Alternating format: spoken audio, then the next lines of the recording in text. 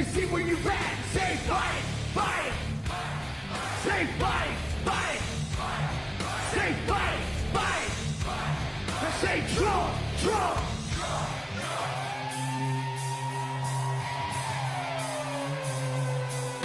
I like ACDC and ZZ Top. Poseidon's beasties and the kings of rock. Skinner, Seeger, Limpcorn, the Stones. David Attenco and the No-Show Jones. Yeah, pass that bottle of Brown. Got the rock from Detroit, the soul from Motown. The underground, straight Detroit pimp. With tracks to Mac and slap back to back. Never gain no pain, I don't play with ass. Well, watch me rock with Liberace flash. Punk rock the Clash, boy bands are trash. I like Johnny Cash.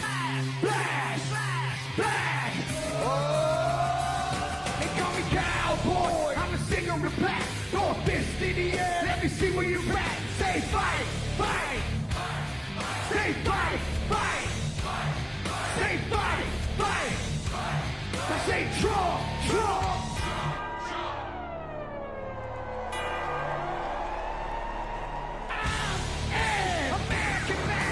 Watch me kick, you can roll and rock, or you can. I'm the ultimate, I'm like Amazing Grace. I'm on rock and roll, like a rock this place. All super fly, living double wide. Psychom alive, the big John can ride. They'll sack and share, bring it fast and fair. Like a long hair swinging, middle finger in the air. Skin boots, 65 Chevelle. See me ride and sit and hit a rebel, yeah. I won't live to tell, so if you do, rock for freedom and rock for truth. Who knew I'd blow like Oklahoma, Florida, Georgia, Arizona? Smell the aroma and check my hits. I know it stinks in here, cause Trump's the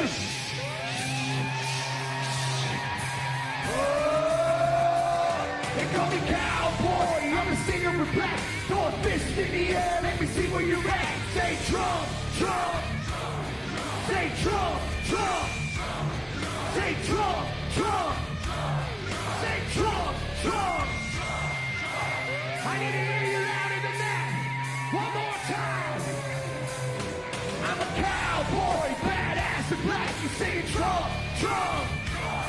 From side to side, from front to back. Come on, Trump, Trump.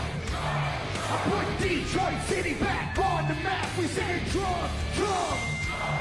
King Rock's in the house. This is where I'm at.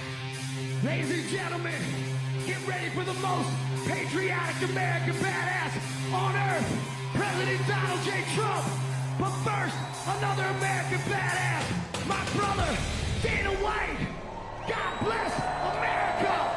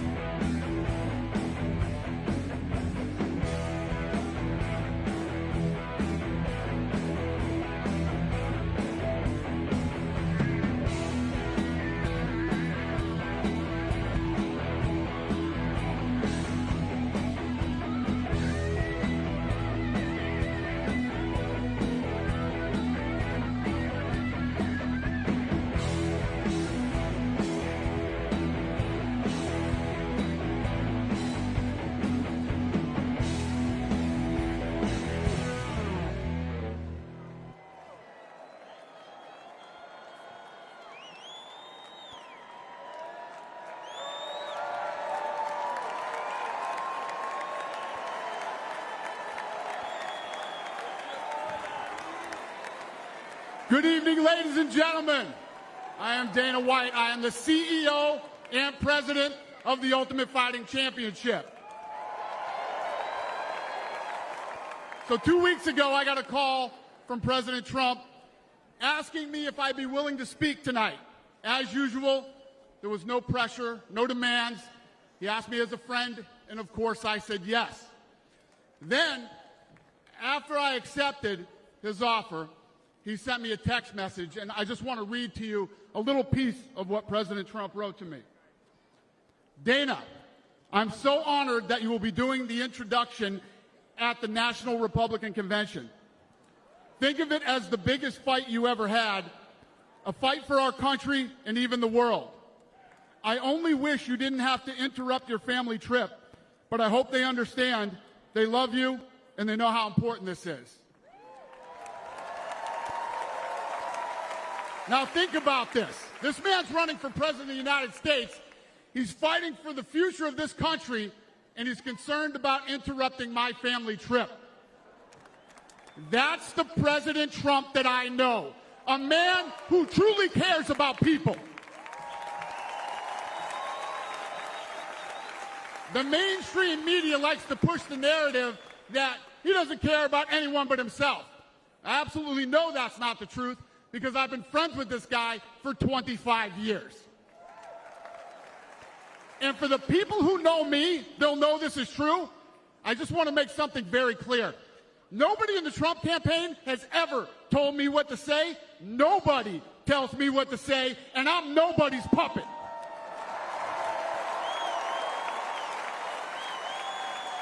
And I'm not telling you what to think. I'm telling you what I know. And I know President Trump. I know President Trump is a fighter. I've been saying this since 2015. Now look at what's happened over the last 10 years. We have all seen it with our own eyes. I'm in the tough guy business, and this man is the toughest, most resilient human being that I've ever met in my life. The higher the stakes, the harder he fights, and this guy never, ever gives up. So what's at stake here? The answer is in President Trump's text, and I quote, "A fight for our country." I know why he's running for president again. Why else would he put himself through everything he's dealt with just to get back here? We all know he doesn't need this. This guy's got a great life. He has a beautiful family, and he has achieved everything that you could possibly achieve in life. I know President Trump is literally putting his life on the line for something bigger than himself, and he's willing to risk it all because he loves this country.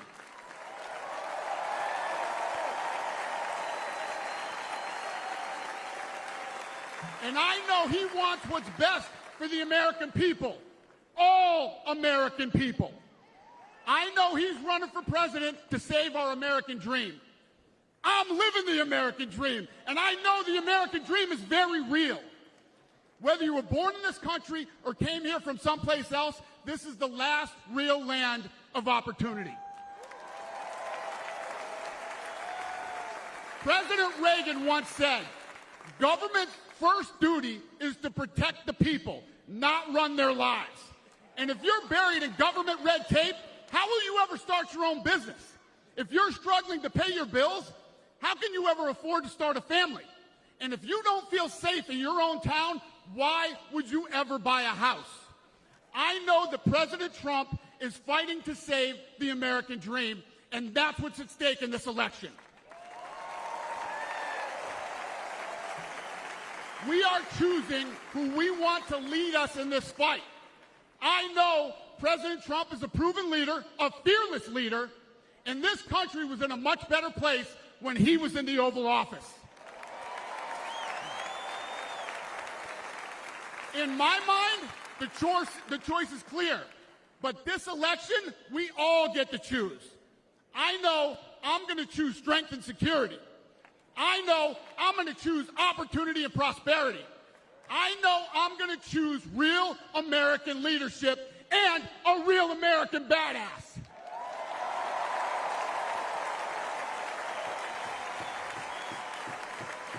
And I'm not telling you what choice to make, and I'm not telling you what to think. I'm telling you what I know. I know America needs a strong leader, and the world needs a strong America. I know Donald J. Trump is the best choice for President of the United States. My fellow Americans, it is my honor to introduce the 45th and soon to be 47th President of the United States, Donald J. Trump.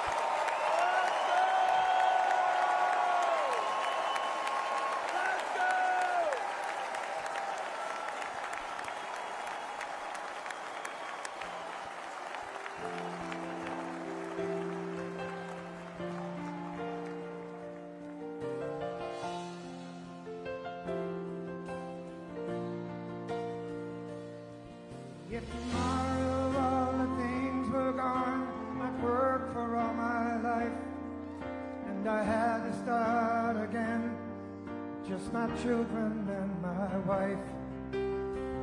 Thank my lucky stars to be living here today, 'cause our flag still stands for freedom, and they can't take that away.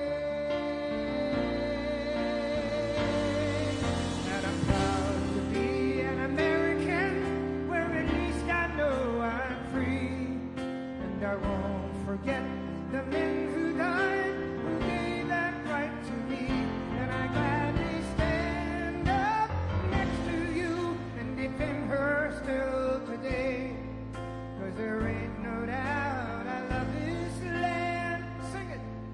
God bless the USA.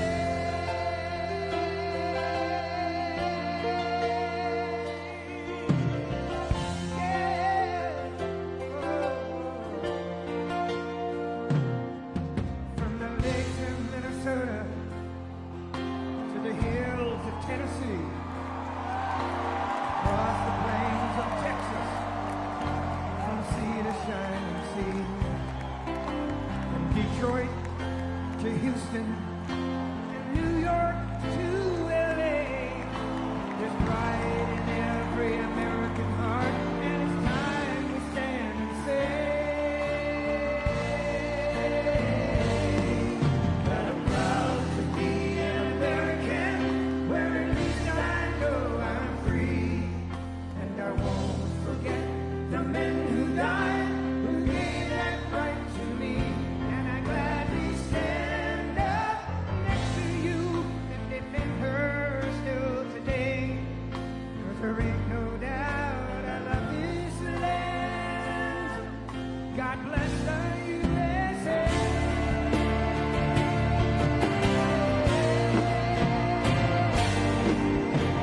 And I'm proud to be an American, where at least I know I'm free, and I won't forget the men who died, who gave that right to me, and I gladly stand up next to you and defend her still today, 'cause there ain't no doubt I love this land. God bless the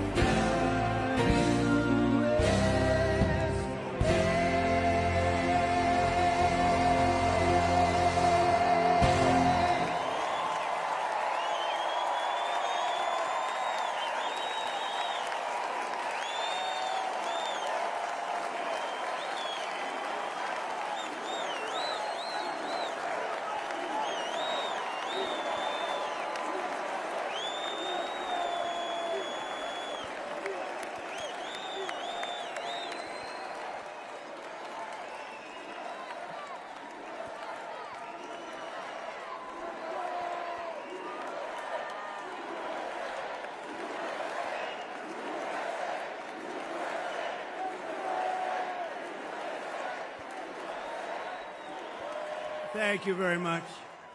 Thank you very, very much. Wow. And thank you, Dana. Thank you, Kid Rock, sometimes referred to as Bob. And thank you, Lee, right from the beginning. Thank you very much. What a talent. What a beautiful, beautiful song. Thank you. Friends, delegates, and fellow citizens, I stand before you this evening with a message of confidence, strength, and hope. 4 months from now, we will have an incredible victory, and we will begin the 4 greatest years in the history of our country. Together we will launch a new era of safety, prosperity, and freedom for citizens of every race, religion, color, and creed. The discord and division in our society must be healed. We must heal it quickly. As Americans, we are bound together by a single fate and a shared destiny. We rise together or we fall apart. I am running to be president for all of America, not half of America, because there is no victory in winning for half of America. So tonight, with faith and devotion, I proudly accept your nomination for President of the United States. Thank you.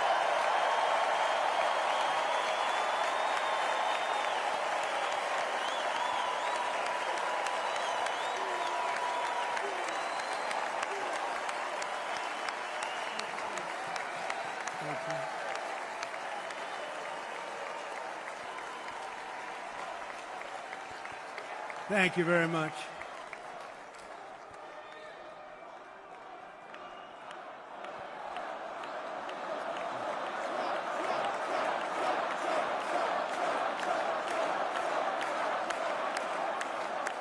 Thank you very much. And we will do it right. We're going to do it right. Let me begin this evening by expressing my gratitude to the American people for your outpouring of love and support following the assassination attempt at my rally on Saturday.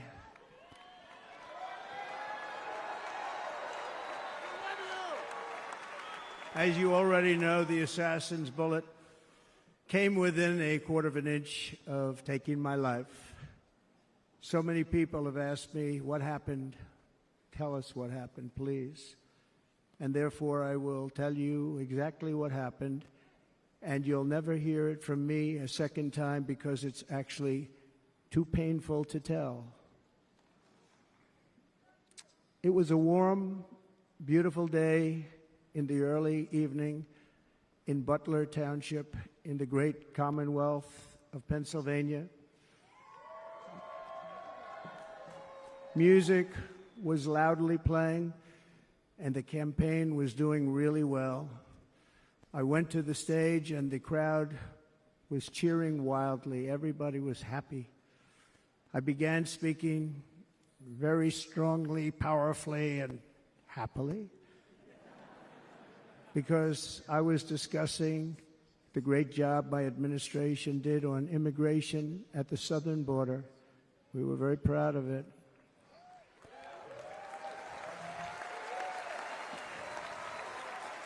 Behind me and to the right was a large screen that was displaying a chart of border crossings under my leadership.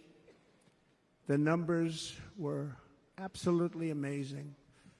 In order to see the chart, I started to, like this, turn to my right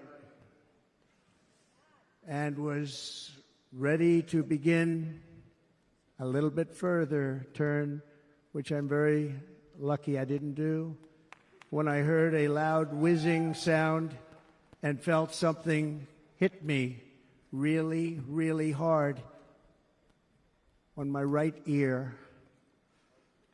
I said to myself, wow, what was that? It can only be a bullet.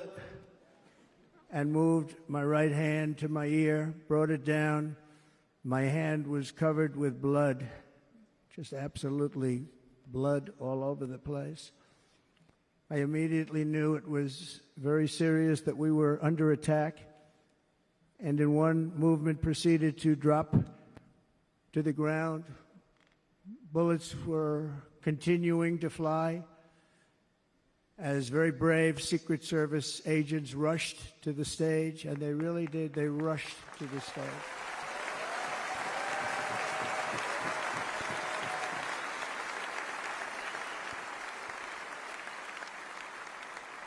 These are great people at great risk, I will tell you, and pounced on top of me so that I would be protected. There was blood pouring everywhere, and yet, in a certain way, I felt very safe because I had God on my side. I felt that.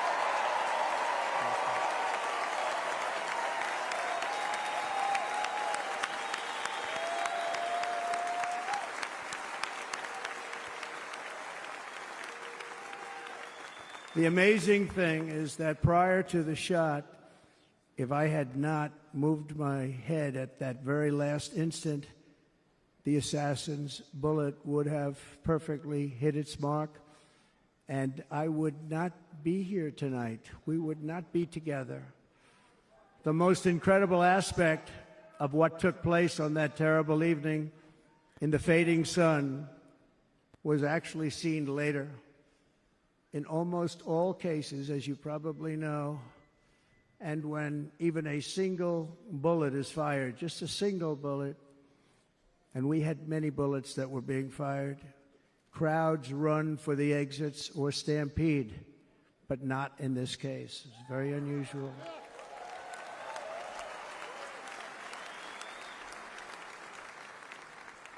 This massive crowd of tens of thousands of people stood by and didn't move an inch.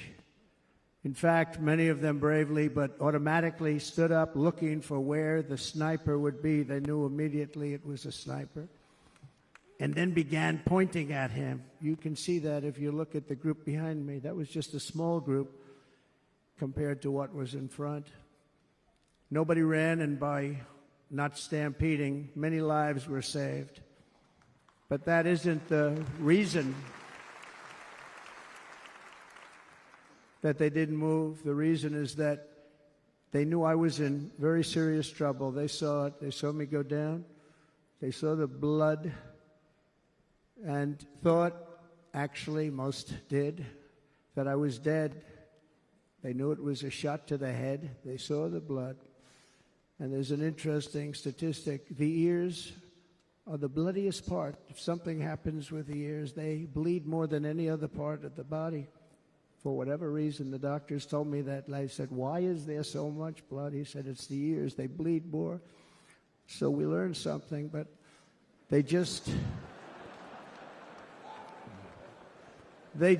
beautiful crowd, they didn't want to leave me. They knew I was in trouble. They didn't want to leave me. And you can see that love written all over their faces. They're incredible people. They're incredible people. Bullets were flying over us, yet I felt serene.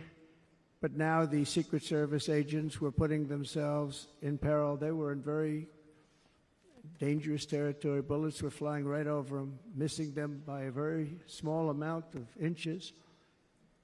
And then it all stopped. Our Secret Service sniper, from a much greater distance and with only one bullet used, took the assassin's life, took him out.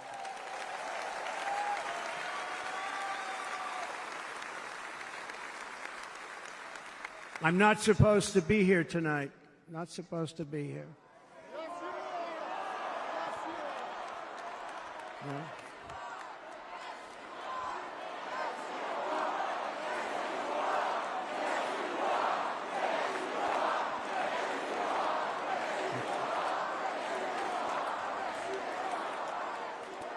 Thank you. But I'm not. And I'll tell you, I stand before you in this arena only by the grace of Almighty God.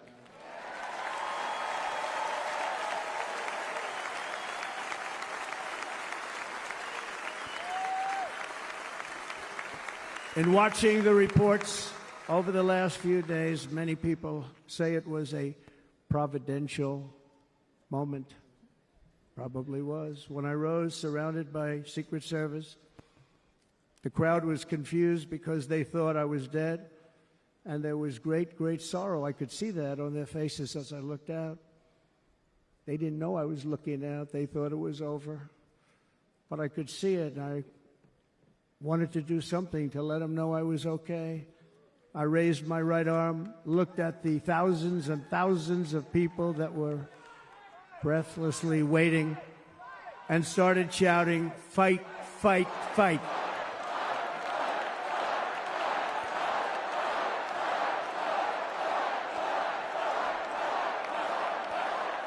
Thank you.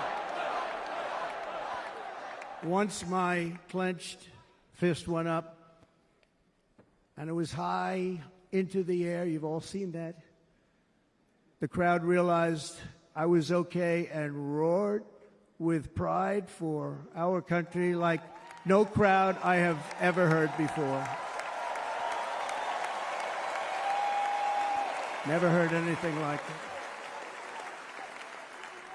For the rest of my life, I will be grateful for the love shown by that giant audience of patriots that stood bravely on that fateful evening in Pennsylvania. Tragically, the shooter claimed the life of one of our fellow Americans, Corey Comperatore. Unbelievable person, everybody tells me. Unbelievable. And seriously wounded, two other great warriors. Spoke to them today. David Dutch and James Copenhaver. Two great people. I also spoke to all three families of these tremendous people. Our love and prayers are with them and always will be. We're never going to forget them. They came for a great rally.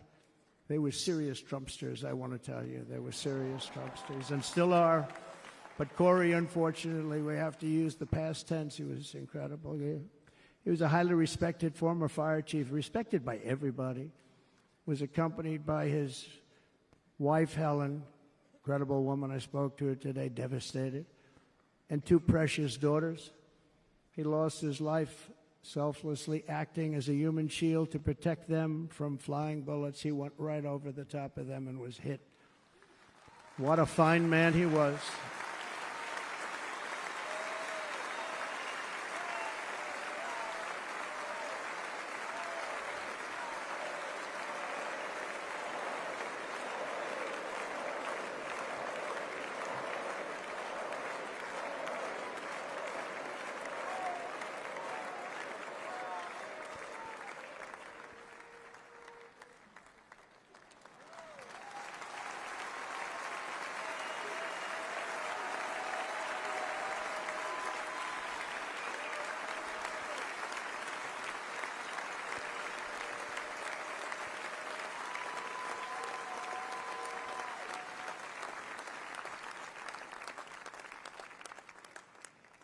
I want to thank the fire department and the family for sending his helmet, his outfit, and it was just something, and they're going to do something very special when they get it. But we did something which cannot match what happened, not even close.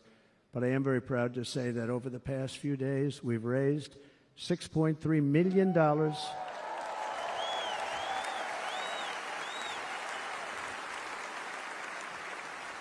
for the families of David, James, and Corey, including from a friend of mine just called up. He sent me a check right here. I just got it.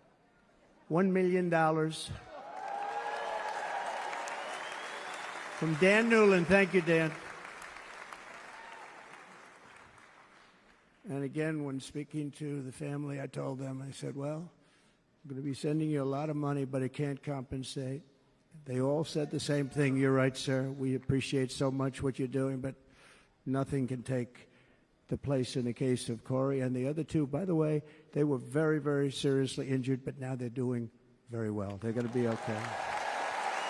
They're going to be doing very well.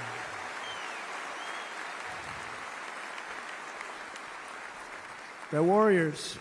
So now I ask that we observe a moment of silence in honor of our friend Corey.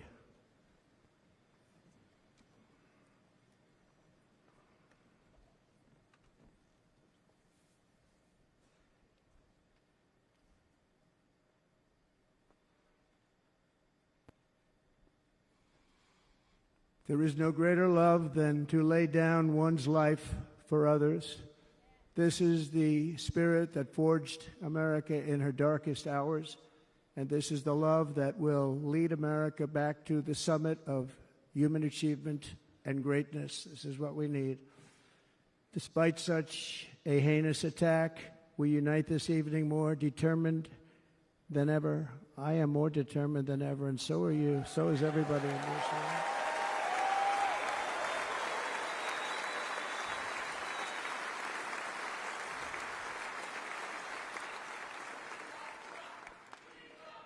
Thank you. Thank you very much.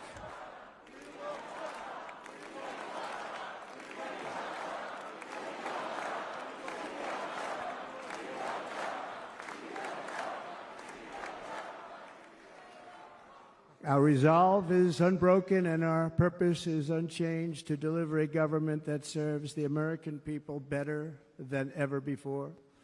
Nothing will stop me in this mission because our vision is righteous and our cause is pure.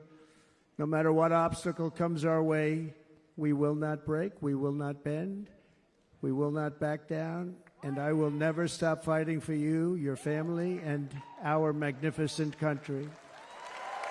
Never.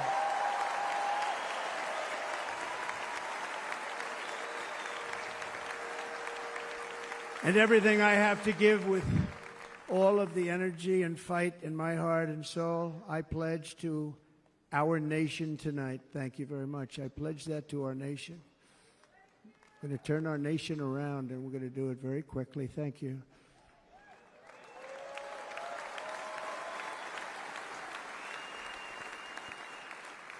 This election should be about the issues facing our country and how to make America successful, safe, free, and great again.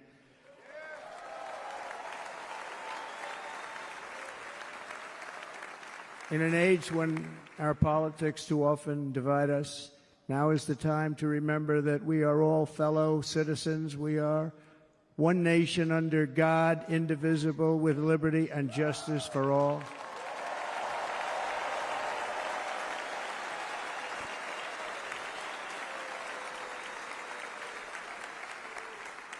And we must not criminalize dissent or demonize political disagreement, which is what's been happening in our country lately at a level that nobody has ever seen before.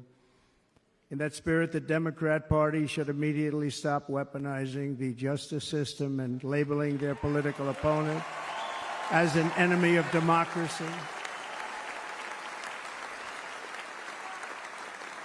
Especially since that is not true. In fact, I am the one saving democracy for the people of our country.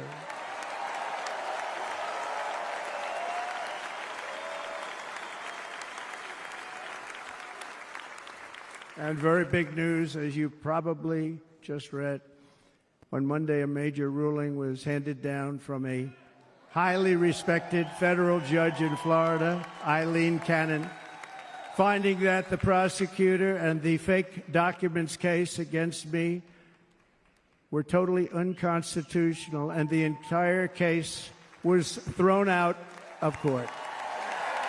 With all of that publicity, thrown out of court. If Democrats want to unify our country, they should drop these partisan witch hunts, which I have been going through for approximately 8 years. And they should do that without delay and allow an election to proceed that is worthy of our people. We're going to win it anyway, but worthy of our people. On this journey, I am deeply honored to be joined by my amazing wife, Melania.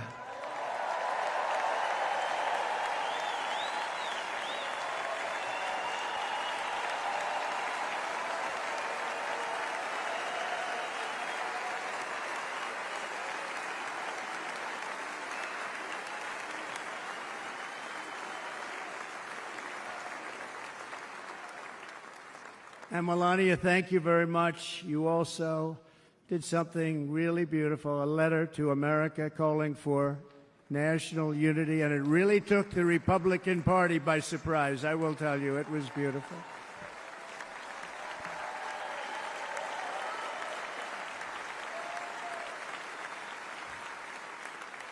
In fact, some very serious people said that we should take that letter and put it as part of the Republican platform. That would be an honor, wouldn't it? Right, Mr. Congressman?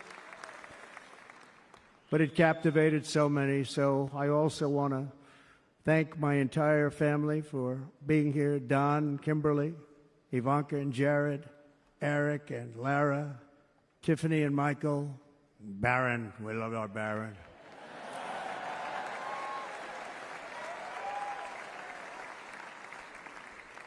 And of course, my 10 wonderful grandchildren. You saw a few of them up there on my lap before.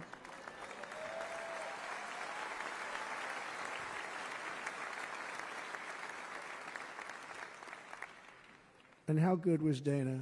Was Dana good? I mean, was he good?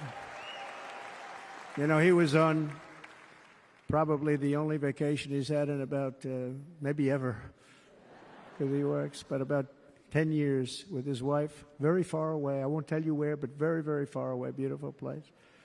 And my people called, and he said, I won't be able to do it. This is many, many years. I promised my wife I can't do it. And they came in, they said, Dana won't be able to do it, because he was my first, second, and third choice. I said, well, that's too bad, but I understand he's away, and it's good. It's good for him. And that was it. About 30 minutes later, she came back in, sir, Dana just called. He's going to do it. And his wife, she said, you can't turn him down. You just can't do it. You have to go. That's a good wife.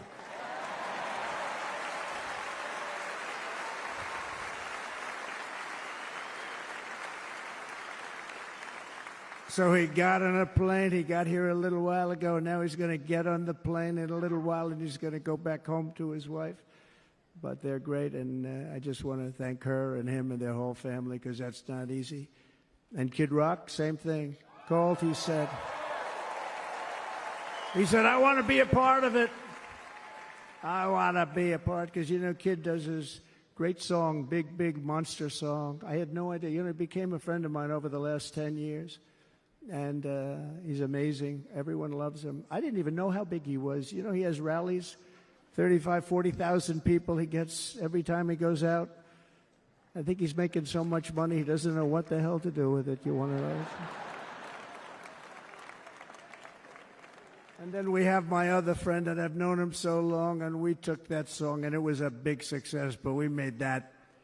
I saw a chart of great songs to America. That was #1 on the chart recently, #1. So that's Lee Greenwood, a very special, beautiful person. He's a beautiful man.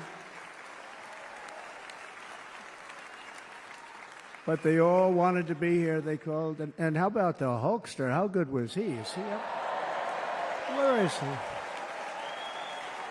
Boy, oh boy.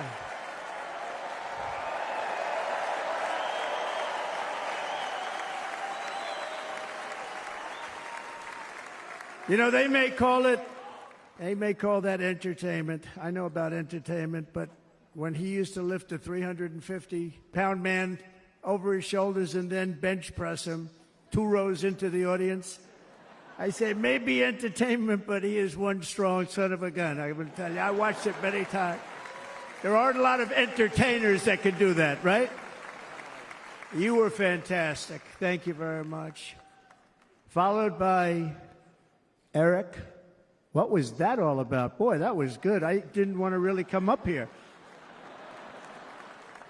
But he was so great, and he's such a good young man. He went through a lot of trouble, and Don last night was incredible. They went through so much trouble. They got subpoenaed more than any people probably in the history of the United States. Every week they get another subpoena from the Democrats, crazy Nancy Pelosi, the whole thing, just boom, boom, boom. They've got to stop that, because they're destroying our country. We have to work on making America great again, not on beating people and we won. We beat them in all. We beat them on the impeachments. We beat them on indictments. We beat them. But the time that you have to spend, if they would devote that genius to helping our country, we'd have a much stronger and better country.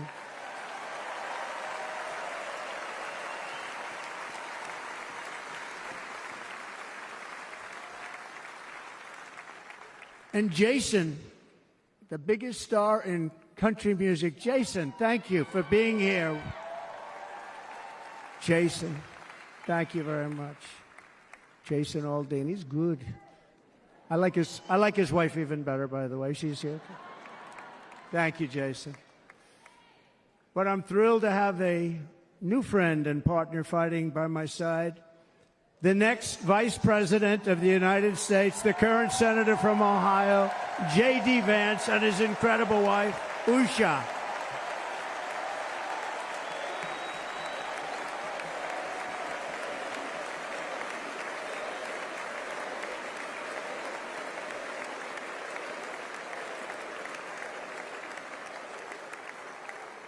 He's going to be a great Vice President. He's going to be great. He'll be with this country and with this movement, greatest movement in the history of our country, Make America Great Again. When they criticize it, they say, we're going to try and stop MAGA. I said, MAGA is Make America Great Again. What are you going to stop? There's nothing to stop. Then they say, oh, that's right. It's very tough to fight it. And all of the people that did try and fight it have failed. But he's going to be with us for a long time, and it was an honor to select him. Great, great student at Yale. His wife was a great student at Yale. They met at Yale. These are two smart people. So, J.D., you're going to be doing this for a long time. Enjoy the ride.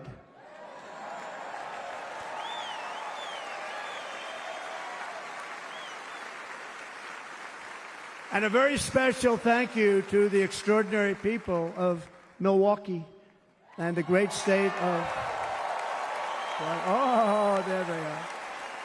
There they are. You are so easy to spot. And Green Bay's going to have a good team this year, right?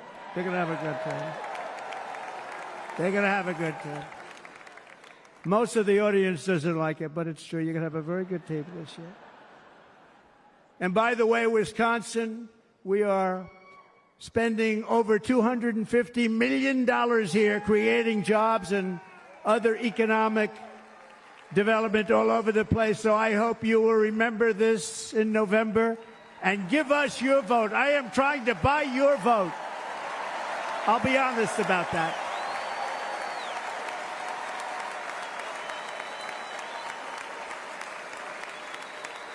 And I promise we will make Wisconsin great again. We're going to make it. Thank you, Mr. Governor. Thank you very much. Thank you. I'm here tonight to lay out a vision for the whole nation. To every citizen, whether you're a young or old man or woman, Democrat, Republican, or independent, black or white, Asian or Hispanic, I extend to you a hand of loyalty and of friendship. Together we will lead America to new heights of greatness like the world has never seen before. We were right there in the first term. We got hit with COVID. We did a great job. Nobody knew what it was, but nobody's ever seen an economy pre-COVID. And then we handed over a stock market that was substantially higher than just prior to COVID. Coming in, did a great job. Never got credit for that. We got credit for the war and defeating ISIS and so many things, the great economy, the biggest tax cuts ever, the biggest regulation cuts ever, the creation of Space Force, the rebuilding of our military. We did so much. We did so much. Right to try. Right to try is a big deal.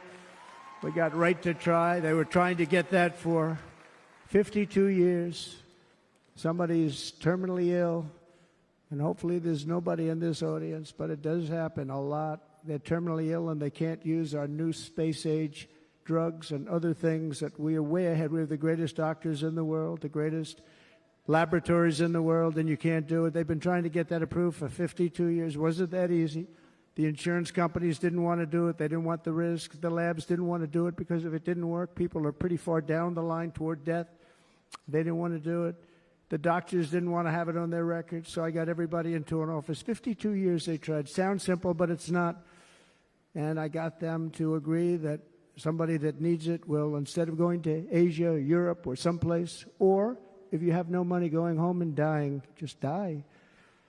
We got them to sign an agreement, agree to it, where they're not going to sue anybody. They're going to get all of this stuff. They're going to get it really fast. And what's happened is we're saving thousands and thousands of lives. It's incredible. Right to try. It's a great feeling. Under our leadership, the United States will be respected again. No nation will question our power. No enemy will doubt our might. Our borders will be totally secure. Our economy will soar. We will return law and order to our streets, patriotism to our schools, and importantly, we will restore peace, stability, and harmony all throughout the world. But to achieve this future, we must first rescue our nation from failed and even incompetent leadership. We have totally incompetent leadership. This will be the most important election in the history of our country. Under the current administration, we are indeed a nation in decline. We have an inflation crisis that is making life unaffordable, ravaging the incomes of working and low-income families, and crushing, just simply crushing our people like never before. They've never seen anything like it. We also have an illegal immigration crisis, and it's taking place right now as we sit here in this beautiful arena. It's a massive invasion at our southern border that has spread misery, crime, poverty, disease, and destruction to communities all across our land. Nobody's ever seen anything like it. Then there's an international crisis, the likes of which the world has seldom been part of. Nobody can believe what's happening. War is now raging in Europe and the Middle East. A growing specter of conflict hangs over Taiwan, Korea, the Philippines, and all of Asia. And our planet is teetering on the edge of World War III. And this will be a war like no other war because of weaponry. The weapons are no longer army tanks going back and forth shooting at each other. These weapons are obliteration. It's time for a change. This administration can't come close to solving the problems. We're dealing with very tough, very fierce people. They're fierce people. And we don't have fierce people. We have people that are a lot less than fierce, except when it comes to cheating on elections and a couple of other things. Then they're fierce. Then they're fierce. So tonight, I make this pledge to the great people of America. I will end the devastating inflation crisis immediately, bring down interest rates, and lower the cost of energy. We will drill, baby, drill.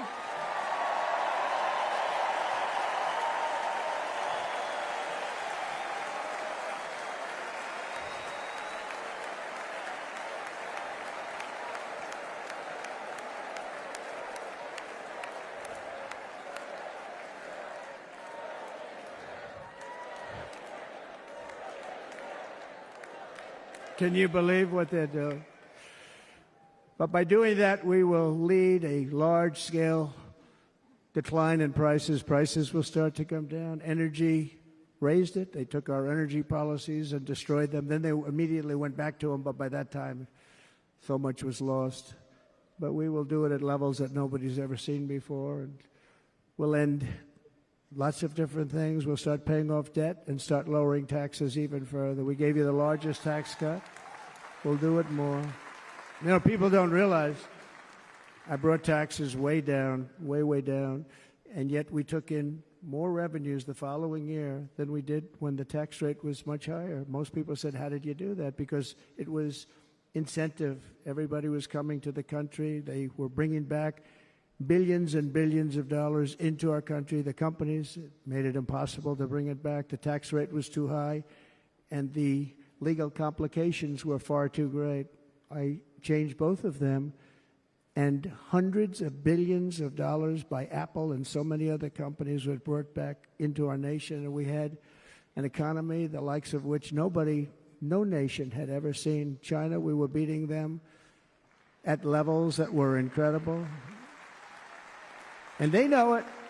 They know it. We'll do it again, but we'll do it even better.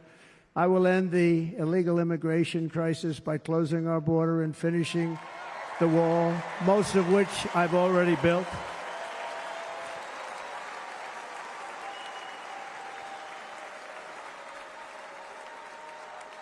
On the wall, we were dealing with a very difficult Congress, and I said, oh, that's okay, we won't go to Congress. I call it an invasion.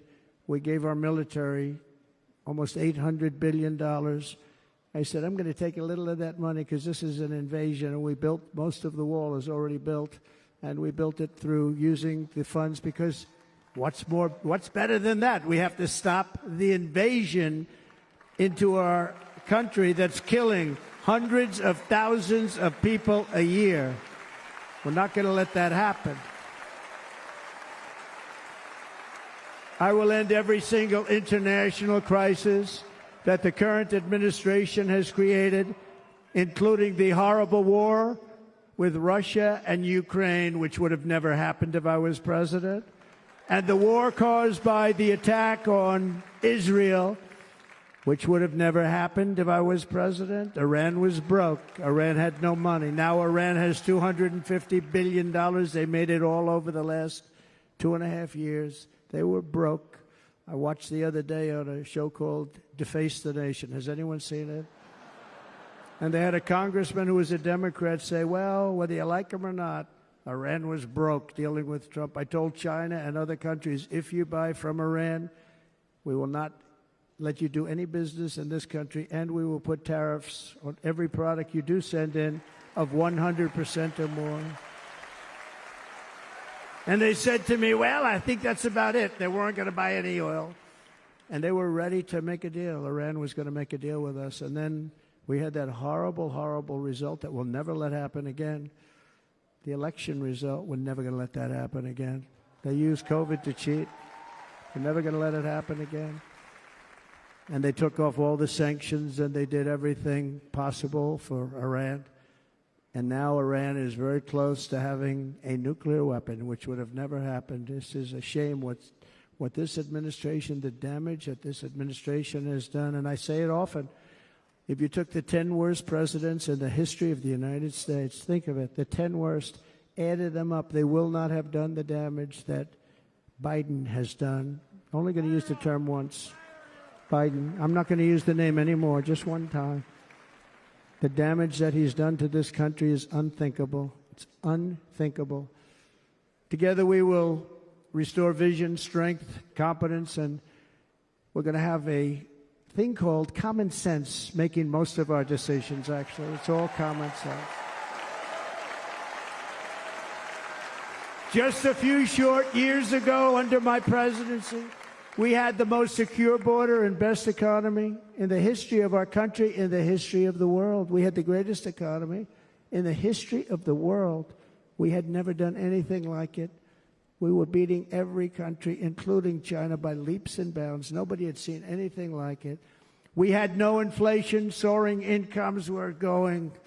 Nobody can believe it. You can't believe what happened 4 years ago is happening now in reverse.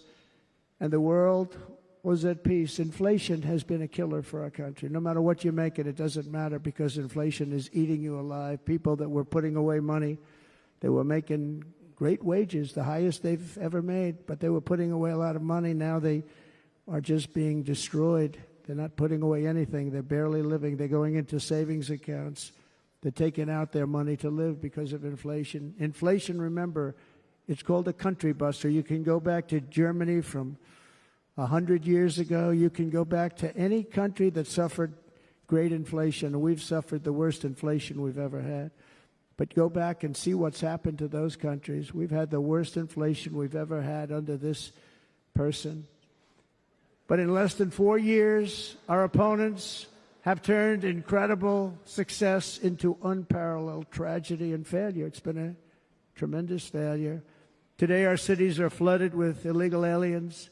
Americans are being squeezed out of the labor force, and their jobs are taken. And by the way, you know who's taking the jobs that are created?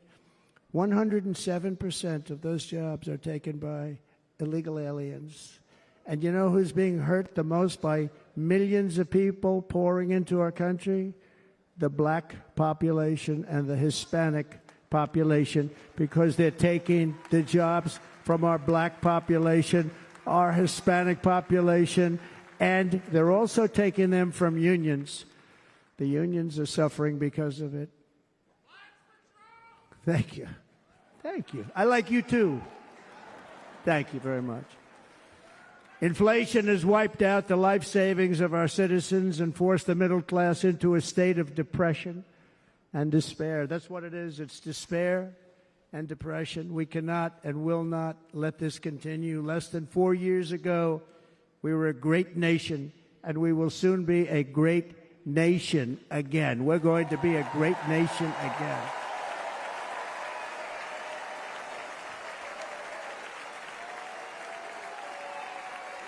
Thank you. With proper leadership, every disaster we are now enduring will be fixed, and it will be fixed very, very quickly. So tonight, whether you've supported me in the past or not, I hope you will support me in the future, because I will bring back the American dream. That's what we're going to do. You don't even hear about the American dream anymore.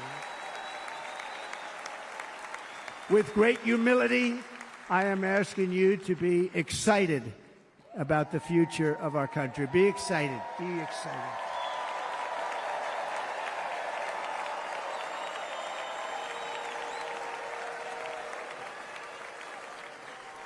And by the way, the news reports, look at all of those big networks. Look at them. They're all here. But every one of them has said this could be the most organized, best run, and most enthusiastic convention of either party that they've ever seen. Every single one.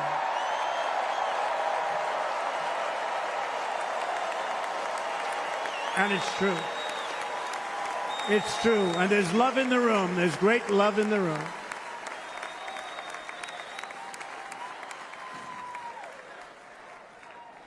So I better finish strong. Otherwise, we'll blow it, and we can't let that happen.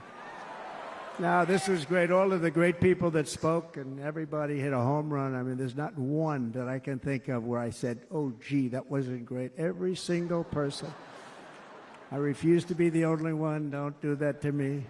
They're already getting ready. See, I gave them an idea. Now, this was a great convention. This was, I think we're actually going to go home and miss it. You know, usually with a first of all, look at these crowds. You'd never have this at a convention. Look at these crowds.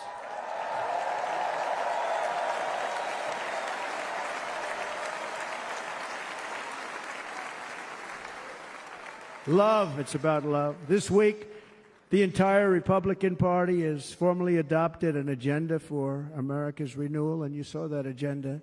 And it's very short compared to the long, boring, meaningless agendas of the past, including the Democrats. They write these things that are hundreds of pages long, and they never read them after they're done. In their case, fortunately, they don't read them because they're pretty bad. It's a series of bold promises that we will swiftly implement when you give us a Republican House. And Mr. Speaker, thank you very much. We have our great Speaker of the House with us tonight, Mr. Speaker. Thank you very much. Thank you. A Republican Senate. We have many senators here. And send me back to our beautiful White House just a few short months from now. We're talking about just months. It can't come fast enough. We have to get it done. First, we must get economic relief to our citizens. Starting on day one, we will drive down prices and make America affordable again. We have to make it affordable. It's not affordable. People can't live like this. Under this administration, our current administration, groceries are up 57%, gasoline is up 60 and 70%, mortgage rates have quadrupled.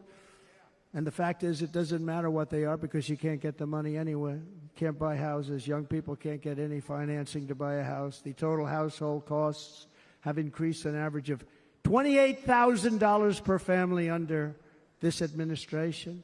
Republicans have a plan to bring down prices and bring them down very, very rapidly. By slashing energy costs, we will in turn reduce the cost of transportation, manufacturing, and all household goods. So much starts with energy. And remember, we have more liquid gold under our feet than any other country by far. We are a nation that has the opportunity to make an absolute fortune with its energy. We have it, and China doesn't. Under the Trump administration, just 3.5 years ago, we were energy independent. But soon we will actually be better than that. We will be energy dominant and supply not only ourselves, but we will supply the rest of the world with numbers that nobody has ever seen, and we will reduce our debt, $36 trillion. We will start reducing that, and we will also reduce your taxes still further. Next, and by the way, they want to raise your taxes 4 times, think of it. And all my life I grew up watching politicians. I always loved politics, I guess. I was on the other side. I'd watch and they were always talking about, we will give you a tax cut. We will give you a tax cut. My whole life I was watching, I will give you a tax cut, right, Mr. Congressman? That's all they talked about. This is the only administration that said, we're going to raise your taxes by 4 times what you're paying now, and people are supposed to vote for them? I've never heard it.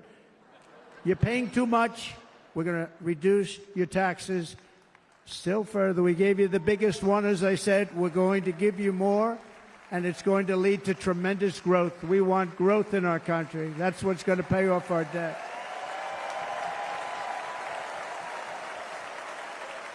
And next, we will end the ridiculous and actually incredible waste of taxpayer dollars that is fueling the inflation crisis. They spent trillions of dollars on things having to do with the Green New Scam. It's a scam.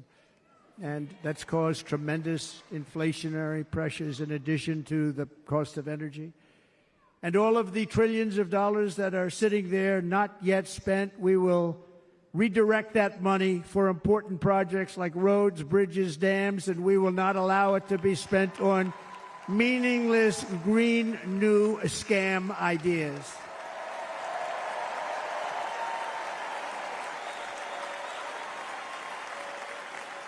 And I will end the electric vehicle mandate on day one.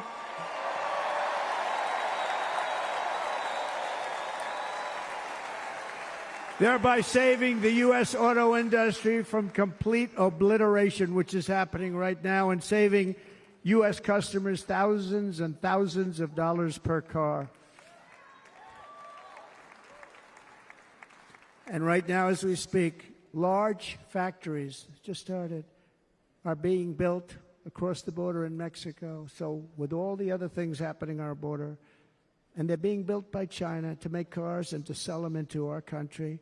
No tax, no anything.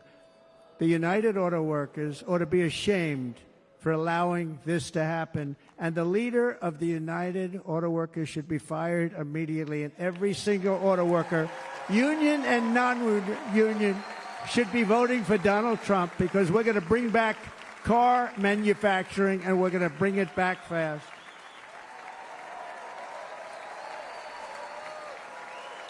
They're building some of the largest auto plants anywhere in the world. Think of it, in the world. We're going to bring it back. We're going to make them. We don't mind that happening, but those plants are going to be built in the United States, and our people are going to man those plants.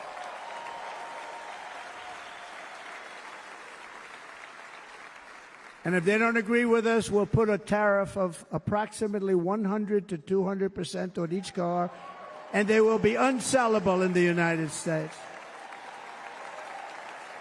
We have long been taken advantage of by other countries.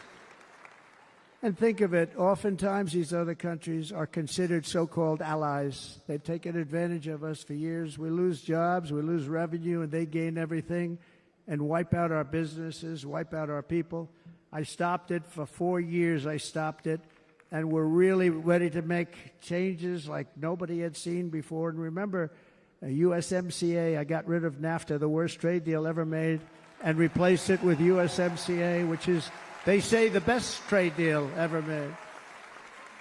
Actually, probably the best trade deal was the deal I made with China, where they buy $50 billion worth of our product. They were buying nothing. They buy $50 billion worth. They had to. But I don't even talk about it because of COVID. I don't even mention it, frankly, because of what happened with the China virus.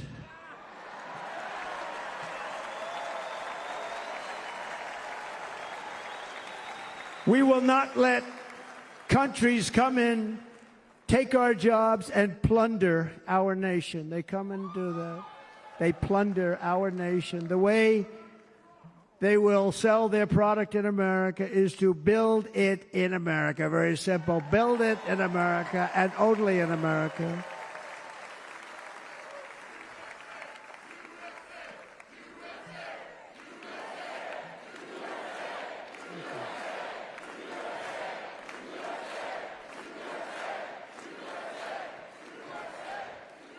And this very simple formula, and Congress has to go along with us, and they will. This very simple formula will create massive numbers of jobs. We will take over the auto industry again, and many, many, hundreds of thousands of jobs. We lost so many jobs over the years. If you go back 20, 25 years, they've stolen, going to China and Mexico, about 68% of our auto industry manufacturing jobs. We're going to get them all back. We're going to get them all back, every one of them. At the center of our plan for economic relief are massive tax cuts for workers that include something else that's turned out to be very popular, actually. Here it's very popular in this building and all those hotels that I saw that are so nice. I'm staying in a nice one. It's called no tax on tips. No tax on tips. No tax on tips.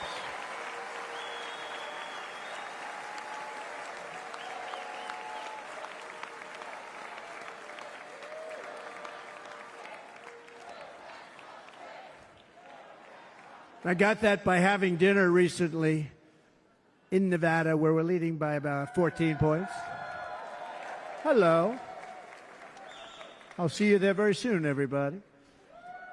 And we're having dinner at a beautiful restaurant in the Trump building on the Strip, and it's a great building, and the waitress comes over. How's everything going? A really nice person. How's everything? Oh, sir, it's so tough. The government's after me all the time on tips, tips, tips. I said, well, they give you cash. Would they be able to find him? She said, actually, and I didn't know this. She said, very little cash is given. It's all put right on the check. And they come in and they take so much of our money, it's just ridiculous. And they don't believe anything we say. And they've just hired, as you know, 88,000 agents to go after them even more. And I said, this shows the level of my, most people go out, they hire consultants, they pay them millions of dollars. But I said to her, let me just ask you a question. Would you be happy if you had no tax on tips? She said, what a great idea. I got my information from a very smart waitress. That's better than spending millions of dollars. And everybody loves it. Waitresses and caddies and drivers and everybody's a large group of people that are being really hurt badly. They make money, let them keep their money. I'm going to protect Social Security and Medicare. Democrats are going to destroy Social Security and Medicare because all of these people, by the millions they're coming in, they're going to be on Social Security and Medicare and other things, and you're not able to afford it. They are destroying your Social Security and your Medicare. Under my plan, incomes will skyrocket, inflation will vanish completely, jobs will come roaring back, and the middle class will prosper like never, ever before, and we're going to do it very rapidly.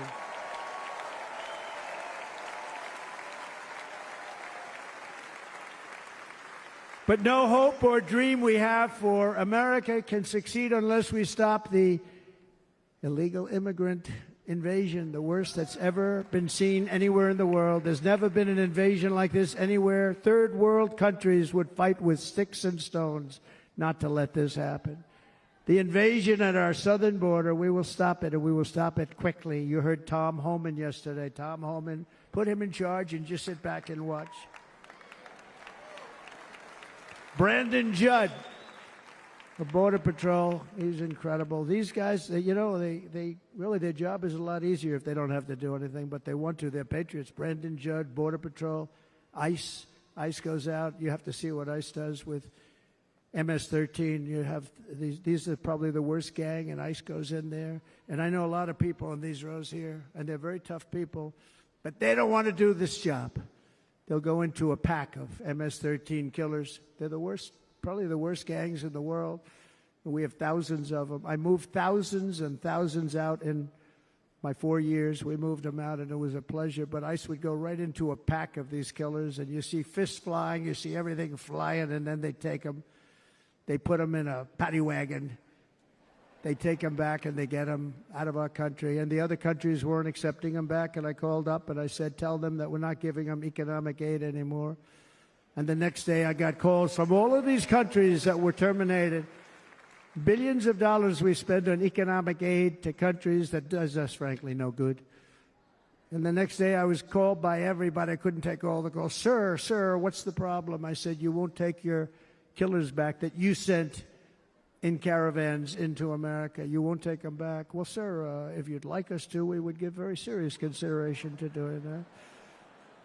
And within 24 hours, they were being taken back. For years and years, when I first came in, they said President Obama tried to get him to go back, and they wouldn't accept him. They'd put planes on the runway so you couldn't leave the plane. They'd close the road so you couldn't take the buses. They'd all have to turn back.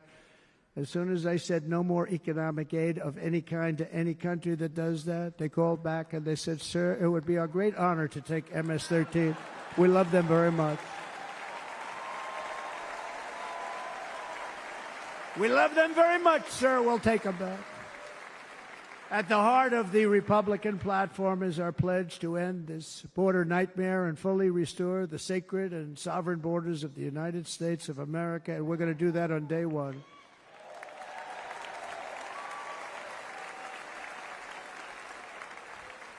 That means two things on day one, right? Drill, baby, drill, and close our borders.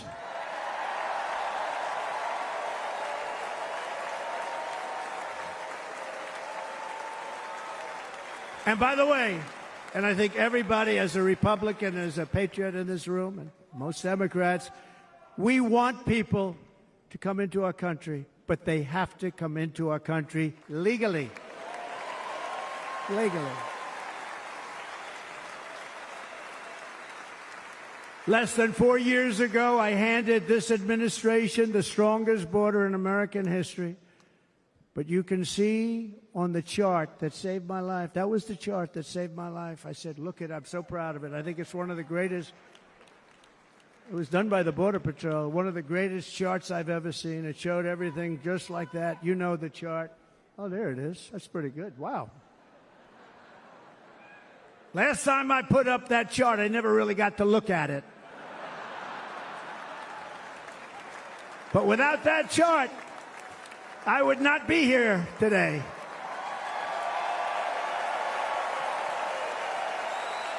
Never got to look at it.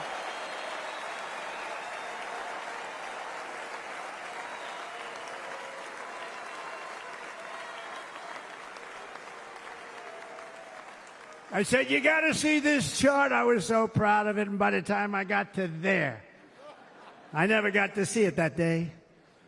But I'm seeing it now, and I was very proud. If you look at the arrow on the bottom, that's the lowest level, the one on the bottom, heavy red arrow. That's the lowest level of illegal immigrants ever to come into our country in recorded history, right there. Right there. And that was my last week in office. And then you see what happened after I left. Look at the rest. And if you go out a little bit further, it's getting to be a little bit old, but I love it anyway, right? but you can go much higher with those numbers. Look what happened right after that. The invasion began. We had the opposite. We stopped the invasion, but the invasion that we stopped was peanuts by comparison to what happened after I left. Look at what happened after I left. They took over our country. We ended all catch and release. We shut down asylum fraud. We stopped human trafficking and forged historic agreements to keep illegal aliens on foreign soil. We want them to stay on their soil.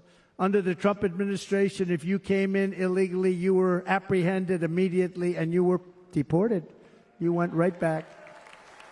The current administration terminated every single one of those great Trump policies that I put in place to seal the border. I wanted a sealed border. Again, come in, but come in legally. You know how unfair it is? So many people, hundreds of thousands of people, have been working for years to come into our country.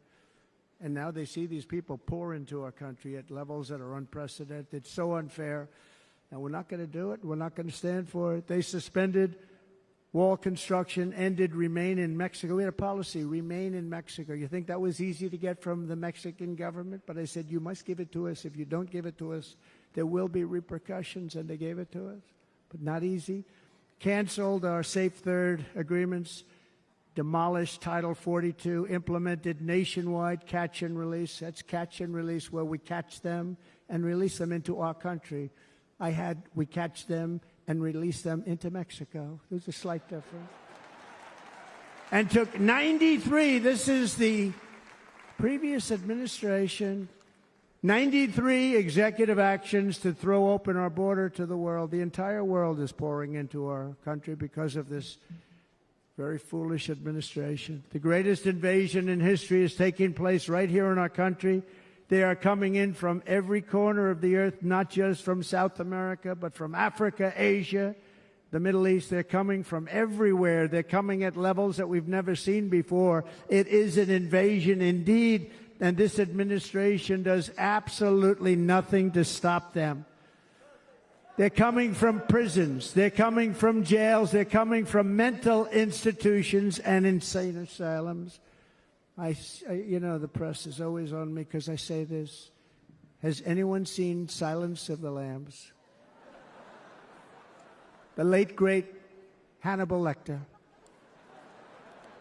He'd love to have you for dinner. That's insane asylums. They're emptying out their insane asylums. And terrorists are coming in at numbers that we've never seen before. Bad things are going to happen. Meanwhile, our crime rate is going up, while crime statistics all over the world are going down, because they're taking their criminals and they're putting them into our country. A certain country, and I happen to like the president of that country very much, but he's been getting great publicity because he's a wonderful shepherd of the country. He says how well the country's doing because their crime rate is down. And he said he's training all of these rough people. They're rough. He's training them. And I've been reading about this for 2 years. I think, oh, that's wonderful. Let's take a look at it. But then I realized he's not training them. He's sending all of his criminals, his drug dealers, his people that are in jails, he's sending them all to the United States. And he's different in that he doesn't say that. He's trying to convince everybody what a wonderful job he does in running the country. Well, he doesn't do a wonderful job. And by the way, if I ran one of the countries, many countries from all over, I would be worse than any of them. I would have had the place totally emptied out already.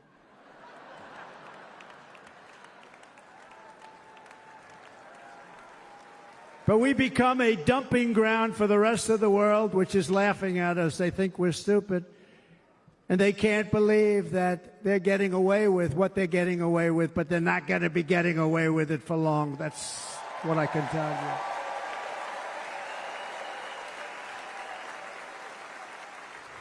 In Venezuela, Caracas, high crime.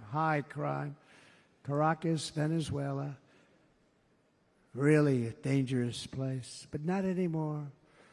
Because in Venezuela, crime is down 72%. In fact, if they would ever win this election, I hate to even say that, we will have our next Republican convention in Venezuela because it will be safe. Our cities will be so unsafe, we won't be able We will not be able to have it there. In El Salvador, murders are down by 70%. Why are they down? Now, he would have you convinced that because he's trained murderers to be wonderful people. No. They're down because they're sending their murderers to the United States of America. This is going to be very bad. And bad things are going to happen, and you're seeing it happen all the time. That's why, to keep our families safe, the Republican platform promises to launch the largest deportation operation in the history of our country. Even larger than that of President Dwight D. Eisenhower from many years ago. You know, he was a moderate, but he believed very strongly in borders. He had the largest deportation operation we've ever had. Just recently, I spoke to the grieving mother of Jocelyn Nungary, a wonderful woman, a precious 12-year-old girl from Houston who last month was tied up, assaulted, and strangled to death after walking to the convenience store just a block away from her house. Her body was dumped near the side of the road in a shallow creek, found by some onlookers who couldn't believe what they had witnessed. Charged with Jocelyn's heinous murder are 2 illegal aliens from Venezuela who came across our border, were in custody, and were then released into the country by this horrible, horrible administration that we have right now. I also met recently with the heartbroken mother and sister of Rachel Morin. Rachel was a 37-year-old mom of 5 beautiful children who was brutally raped and murdered while out on a run. She wanted to keep herself in good shape. It was very important to her. She was murdered. The monster responsible first killed another woman in El Salvador before he was led into America by the White House. This White House let them in. He then attacked a 9-year-old girl and her mother in a home invasion in Los Angeles before murdering Rachel in Maryland. Traveled all throughout the country, doing tremendous damage. Rachel's mother will never be the same. I spent time with her. She will never be the same. I've also met with the wonderful family of Laken Riley, the brilliant 22-year-old nursing student. She was so proud of being first in her class, who was out for a jog on the campus of the University of Georgia when she was assaulted, beaten, and horrifically killed. Yet another American life was stolen by a criminal alien set free by this administration. And these were incredible people we're talking about. These were incredible people who died. Tonight, America, this is my vow. I will not let these killers and criminals into our country.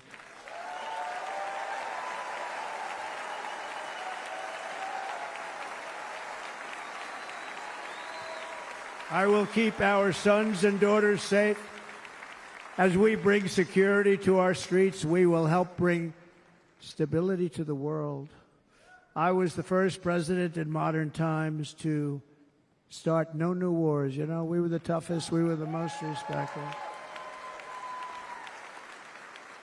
And you saw this. Hungry, strong country, run by a very powerful, tough leader. He's a tough guy. Press doesn't like him because he's tough. And he came out recently. They were asking him at an interview, the whole world is exploding. What's happening? What's going on? Viktor Orban, Prime Minister of Hungary, very tough man. He said, I don't want people coming into my country and blowing up our shopping centers and killing people. But they said to him, tell us what's going wrong, what's happening, what is it? He said, there's only one way you're going to solve it. You got to bring President Trump back to the United States because he kept everybody at bay. He used a word I wouldn't use because I can't use that word, because you'd say it was braggadocious. The press would say, who's a braggart? I'm not a braggart. But Viktor Orban said it. He said Russia was afraid of him. China was afraid of him. Everybody was afraid of him. Nothing was going to happen. The whole world was at peace. And now the world is blowing up around us. All of these things that you read about were not going to happen. Under President Bush, Russia invaded Georgia. Under President Obama, Russia took Crimea. Under the current administration, Russia is after all of Ukraine. Under President Trump, Russia took nothing.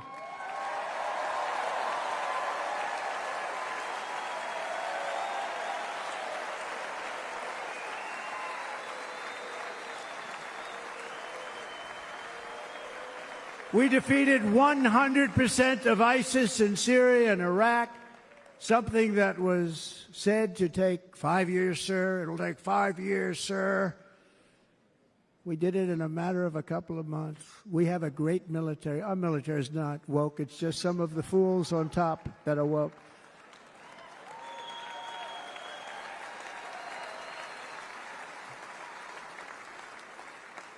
I got along very well. North Korea, Kim Jong-un, I got along very well with him. The press hated when I said that. How could you get along with him? Well, you know, it's nice to get along with somebody who has a lot of nuclear weapons or otherwise, isn't it? See, in the old days, they'd say, that's a wonderful thing. Now they say, how could you possibly do that? But no, I got along with them, and we stopped the missile launches from North Korea. Now North Korea is acting up again, but when we get back, I get along with him. He'd like to see me back, too. I think he misses me, if you want to know the truth. Our opponents inherited a world at peace and turned it into a planet of war. We're in a planet of war. Look at that attack on Israel. Look at what's happening with Ukraine. The cities are just bombed out. How can people live like that where buildings, massive buildings, are falling to the ground?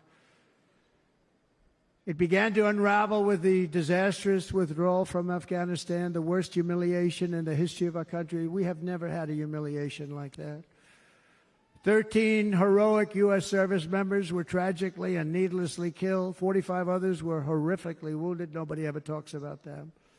No arms, no legs, face explosions, horrifically wounded.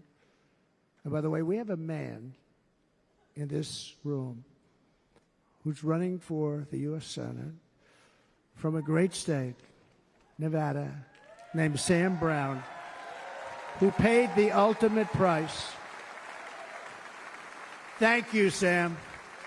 Thank you, Sam. Thank you. He paid the biggest price probably ever paid by anybody that is running for office, and I think he's going to do great. He's running against a person that is not good, not respected, a total lightweight. But Sam, I think, paid, really, we were talking about it with some of the senators that are working so hard for Sam, but he paid the biggest price of any senator ever to run for the Senate. I don't think anybody's ever what he did. He was a real hero, a really great person. And he's running, and I hope that everybody gets out and votes for Sam Brown.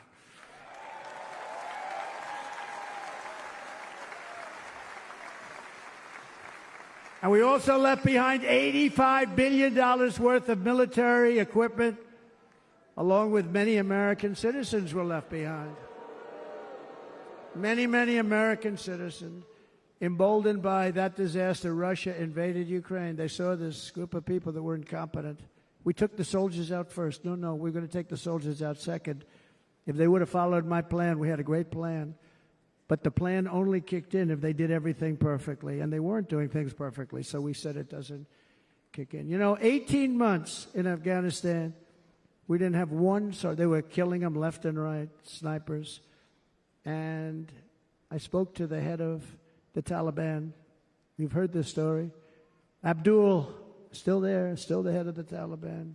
The press got on me. Why would you speak to him? I said, because that's where the killing is. I don't have to speak to somebody that has nothing to do with it.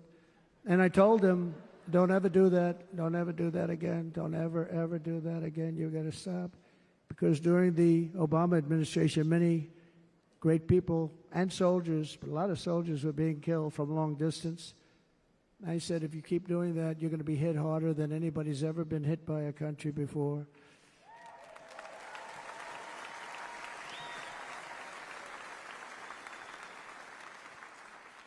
And he said, I understand, Your Excellency. He called me Your Excellency. I wonder if he calls the other guy Your Excellency. I doubt it. The other guy gave him everything. I mean, what kind of a deal was that? He walked out, gave him everything. Do you know that right now Afghanistan is one of the largest sellers of weapons in the world? They're selling the brand new, beautiful weapons that we gave them. But think of it. He actually said to me, but why do you show me a picture of my home? I said, you'll have to ask your people or one of your wives. But he could figure it out. And for 18 months, we had not one attack on an American soldier by the Taliban. 18 months.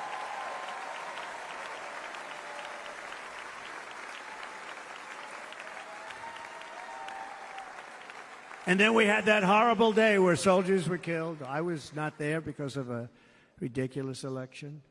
But we had that horrible attack.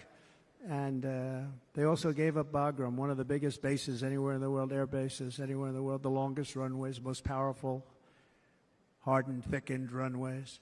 We gave it up. And I liked it not because of Afghanistan. I liked it because of China. It's 1 hour away from where China makes their nuclear weapons. And you know who has it now? China has it now. We were keeping that. And now China is likewise circling Taiwan, and Russian warships and nuclear submarines are operating 60 miles off the coast in Cuba. Do you know that? No, the press refuses to write about it. If that were me running this country and we had nuclear submarines in Cuba, I will tell you that the headlines every day would be, what's wrong with our president? You don't even hear this. You're not hearing about this. Russia has nuclear submarines and warships 60 miles away, Mr. Congressman, from Miami, by the way, happens to be here. Correct? In Cuba. And that would not be stood for if it were somebody else. They don't want to mention it, but now maybe they will.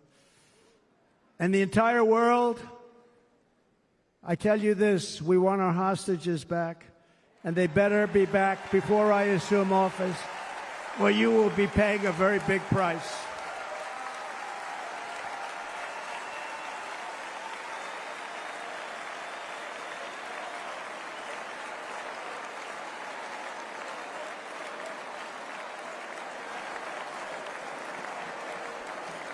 With our victory in November, the years of war, weakness, and chaos will be over. I don't have wars. I had no wars other than ISIS, which I defeated, but that was a war that was started. We had no wars. I could stop wars with a telephone call. I could stop wars with just a telephone call. If properly stated, it would never start. We will replenish our military and build an Iron Dome missile defense system to ensure that no enemy can strike our homeland. And this great Iron Dome will be built entirely in the USA. We're going to build it in the USA. And Wisconsin, just like I gave you that massive ship contract, and you're doing a very nice job, Governor, right? Thank you, Governor. And they're doing a great job. In fact, I had a little design change, and we gave them a tremendous for essentially what we used to call destroyers. These are now the most beautiful. They look like yachts. I said, we have to take the bow, and we have to make it a little nicer and a little point at the top instead of a flat nose. And the people at the shipyard said, this guy sort of knows what he's doing. We have the most beautiful ships, right, Governor? And everybody's sitting over there. And it was a big contract that everybody wanted. I gave it to Wisconsin, but we're going to have a lot of that built right here in the state of Wisconsin and all other states. Israel has an Iron Dome. They have a missile defense system. 342 missiles were shot into Israel, and only one got through a little bit. It was badly wounded. It fell to the ground, but most of them are. And Ronald Reagan wanted this many years ago, but we really didn't have the technology many years ago. Remember, they called it Starship, spaceship, anything to mock him. But he was a very good president, very, very good. But now we have unbelievable technology. And why should other countries have this and we don't? No, we're going to build an iron dome over our country, and we're going to be sure that nothing can come and harm our people. And again, from an economic development standpoint, we're going to make it all right here. No more sending it out to other countries in order to help. It's America first. America first. We will unleash the power of American innovation. And as we do, we will soon be on the verge of finding the cures to cancer, Alzheimer's disease, and many other diseases. We're going to get to the bottom of it. You remember this gentleman that I don't want to mention other than one time I had to, because when you say the 10 worst, I had to do it. I didn't want anybody to be confused. But this man said, we're going to find a cure to cancer. Nothing happened. We're going to get to the cure for cancer and Alzheimer's and so many other things. We're so close to doing something great. But we need a leader that will let it be done. We will not have men playing in women's sports. That will end immediately.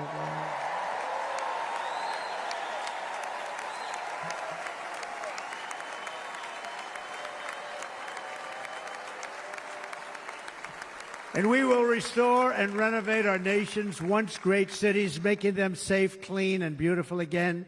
And that includes our nation's capital, which is a horrible killing field. So many things. They leave from Wisconsin. They go to look at the Washington Monument. They end up getting stabbed, killed, or shot. We will be very soon very proud of our capital, again, Washington, D.C.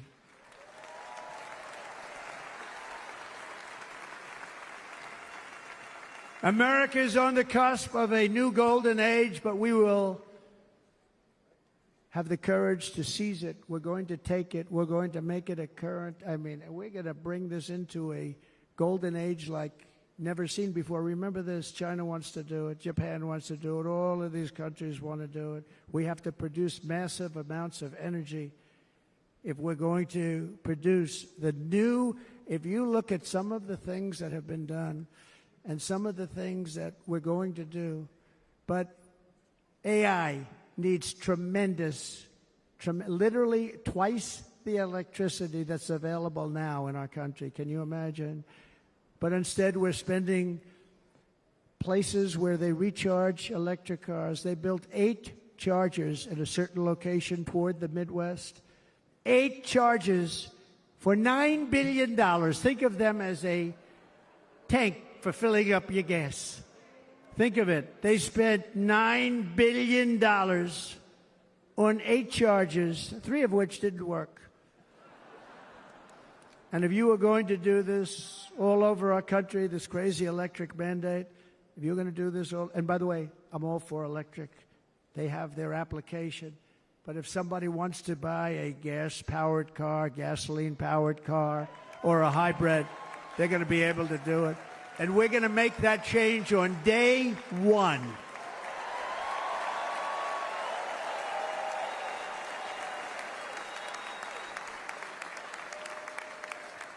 So to conclude, just a few short days ago, my journey with you nearly ended. We know that.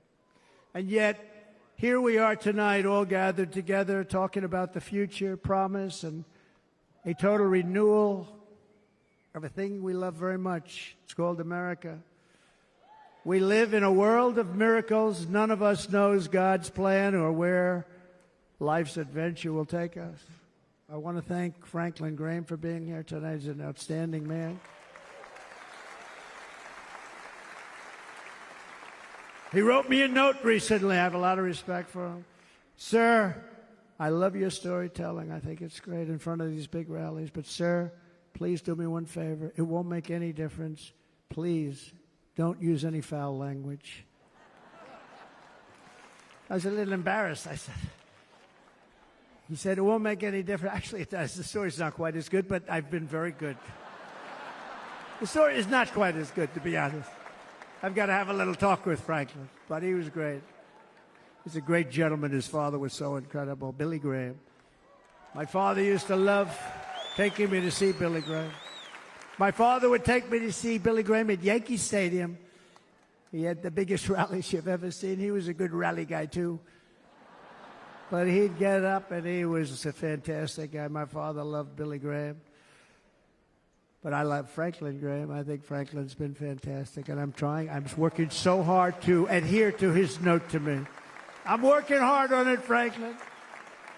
But if the events of last Saturday make anything clear, it is that every single moment we have on earth is a gift from God.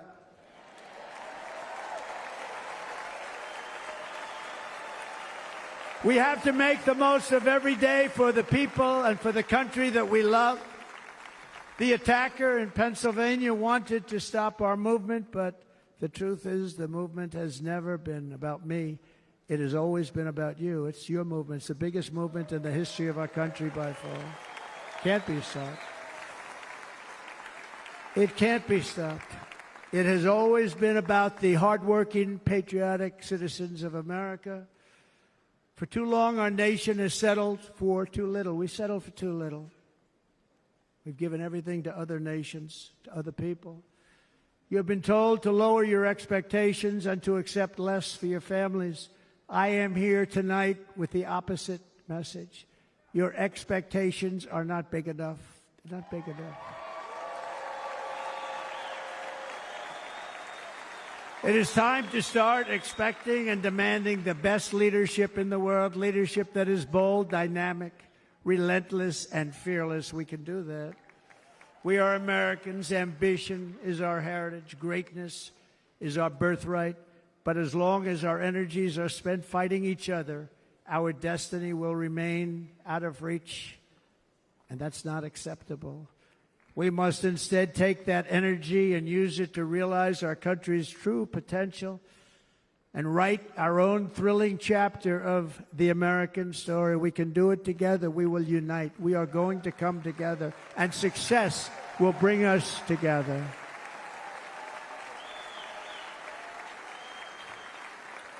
It is a story of love, sacrifice, and so many other things.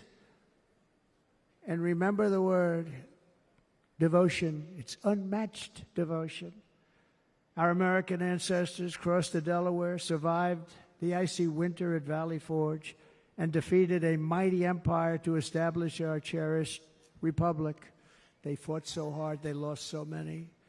They pushed thousands and thousands of miles across a dangerous frontier, taming the wilderness to build a life and a magnificent home for their family.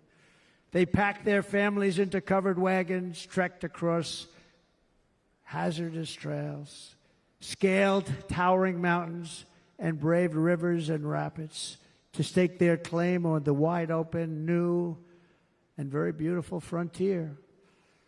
When our way of life was threatened, American patriots marched onto the battlefield, raced into enemy strongholds, and stared down death and stared down those enemies to keep alive the flame of freedom.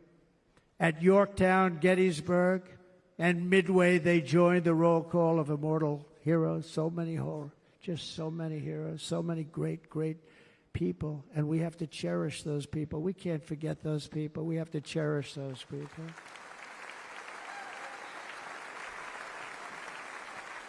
And building monuments to those great people is a good thing, not a bad thing. They saved our country. No challenge was too much. No hardship was too great. No enemy was too fierce. Together, these patriots soldiered on and endured, and they prevailed because they had faith in each other, faith in their country, and above all, they had faith in their God.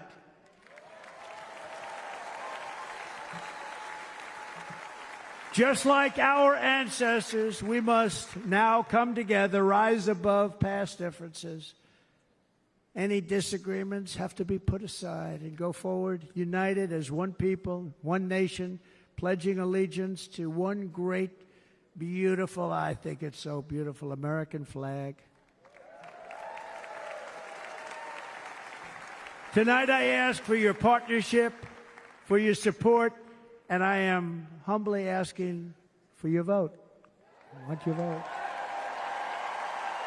Going to make our country great again.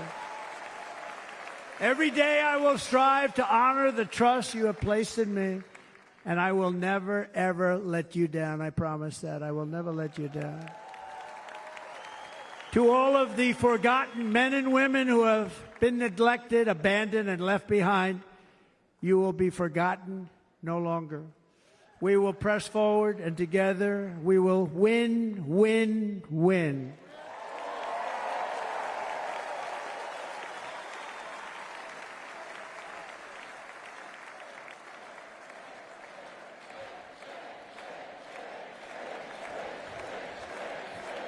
Win, win, win, win, win, win. Nothing will sway us, nothing will slow us, and no one will ever stop us. No matter what dangers come our way, no matter what obstacles lie in our path, we will keep striving toward our shared and glorious destiny, and we will not fail. We will not fail. Together we will save this country, we will restore the republic, and we will usher in the rich and wonderful tomorrows that our people so truly deserve. America's future will be bigger, better, bolder, brighter, happier, stronger, freer, greater, and more united than ever before.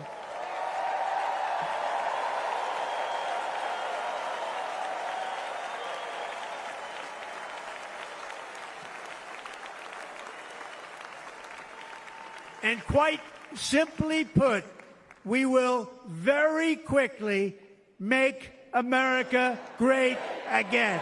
Thank you very much. Thank you very much, Wisconsin. God bless you. God bless you, Wisconsin, and God bless the United States of America, our great country. Thank you very much, everybody. Thank you.